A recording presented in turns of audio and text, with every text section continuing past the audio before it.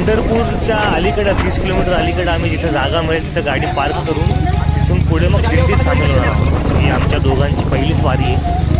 Excitement आहे, पाऊस आहे, थंडी आहे आणि हा प्रवास आहे. तर नक्कीच तुम्ही आमच्यासोबत हा प्रवास एन्जॉय करा, शेवटपर्यंत व्हिडिओ बघा आणि आमच्यासोबत वारीत सामील व्हा.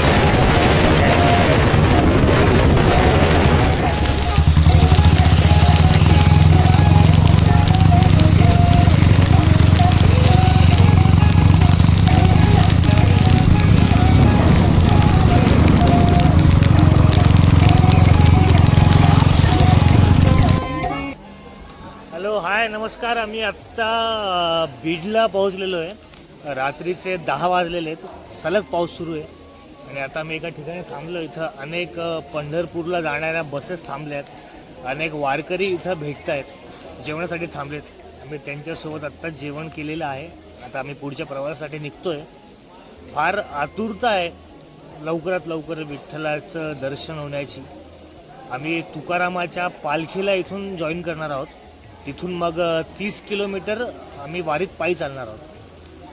बघूयात पुढचा प्रवास. राहुल वाघ आपल्यासोबत आहे. कसं वाटतंय?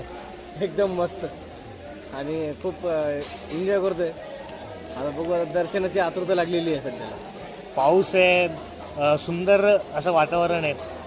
संभाजीनगर ते बीड सलग आम्हाला पाऊस लागलेला आहे. पण बुलेट राईड आहे त्यामुळे एक वेगळी एक्साइटमेंट आहे. अनेक जण ट्रेकिंगला जातात, टेकड्यांवर जातात, पावसाळ्यात फिरतात.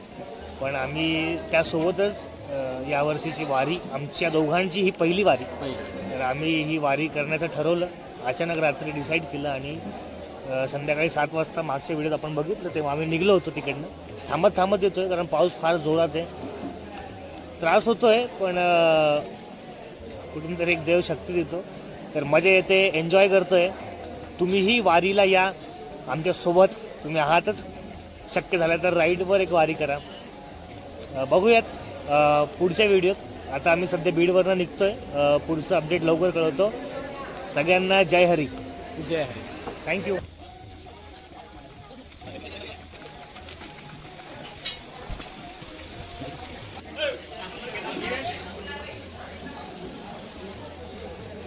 इथं बस थांबलेली आहे. अनेक वारकरी त्यात जेवणासाठी थांबलेले आहेत. बरेच जणांनी आपल्या घरून टिफिन आणलेले आहेत.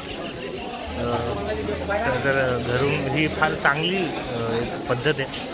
घरून आपल्या कागदात पोळ्या, भाजी किंवा धुडक्यात, त्याला रुमाल म्हणतो आपण, त्यात बांधून सगळेजण इथे येतात आणि रस्त्यात जेवण्यासाठी हे दिलं जातं घरून.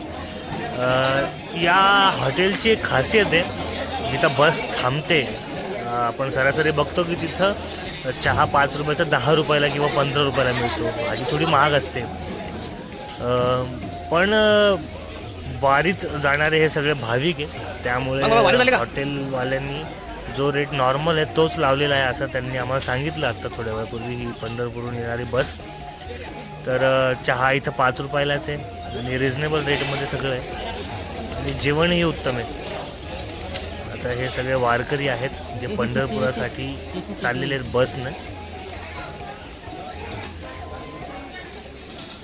बीडच्या थोडंसं पुढं हे हॉटेल आहे.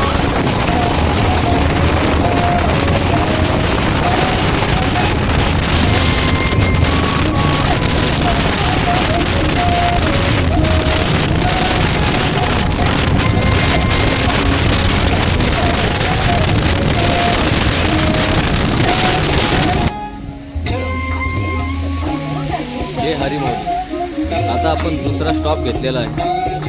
इथं चहा पाण्याची उत्तम सोय केलेली आहे. हे बघू शकता आपण, सगळे वारकरी इथं चहा पाण्यासाठी थांबलेले आहेत.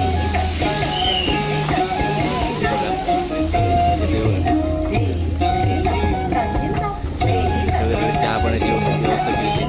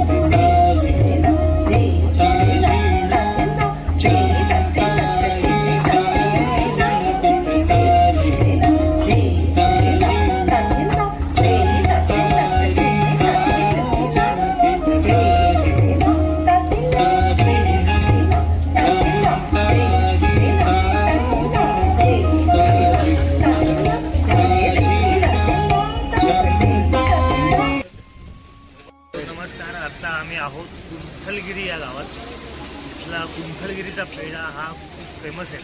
आपण कुठल्याही देवस्थानावर गेलो तर तिथं सहज आपल्याला कुंथलगिरीचा पेढा कुठेही मिळतो. त्या कुंथलगिरी गावात आम्ही पोहोचलेलो आहोत. आत्ता 12:11 झालेले आहेत.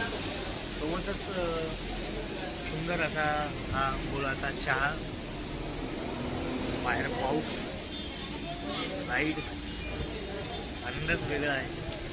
खूप मजा येते. बघूयात आता पुढच्या स्टॉपला. तिथं अनेक वारकरी आलेले आहेत. समोर दाखवू कॅमेरा फिरून.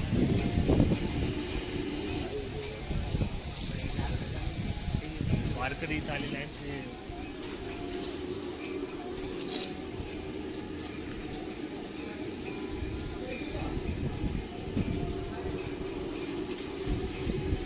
सगळेच पंढरपूरला चाललेले आहेत. अनेक लोक, अनेक भाविक भक्त आम्हाला भेटत आहेत.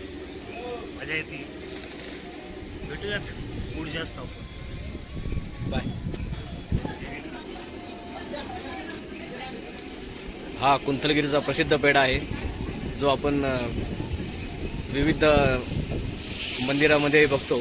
तो हाच फेमस कुंथलगिरीचा पेढा. कुंथलगिरीचा पेढा.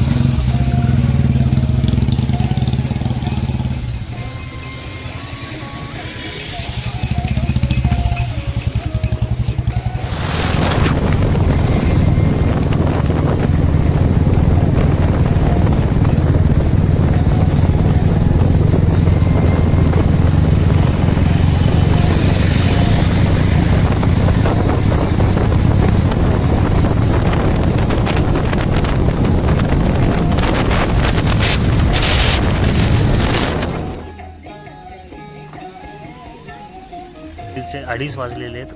आत्ता आम्ही एका चहाच्या दुकानावर थांबलेलो आहे. मध्यरात्री ही एक छोटीशी चहाची टपरी.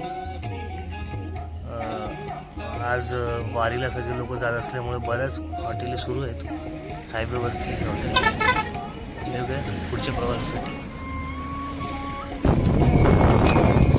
मित्रांनो, सकाळ झालेली आहे. सकाळचे 5 वाजलेले. सकाळी सकाळी ही दिंडी निघालेली आहे.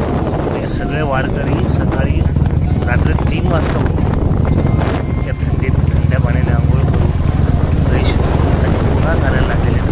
गेले महिन्याभरापासून व 1.5 महिना, कोणी 25 दिवस असं हे सलग चालत आहेत. या महिला तुम्ही बघू शकता, ज्यांचं वय, एज, तरीही देवाच्या नावाने ते एनर्जी सकाळी सकाळी देते. सकाळी सकाळी देवाचं नामस्मरण करतायत.